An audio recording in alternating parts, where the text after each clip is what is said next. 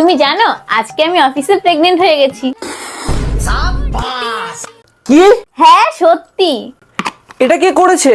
বস করেছে। আর তুমি করতে দিলে? হ্যাঁ, তো কি হয়েছে?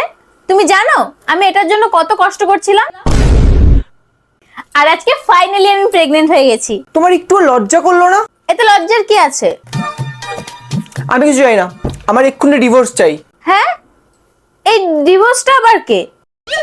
কোথায় পাওয়া যায়? কি করে আনবো আমি ডিভোর্স? এক মিনিট, তুমি কোম্পানিতে কি হয়েছো? প্রেগন্যান্ট। তুমি পার্মানেন্ট হওয়ার কথা বলছো না তো? আরে হ্যাঁ, ওটাই।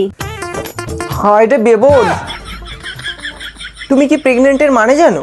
না, বলো।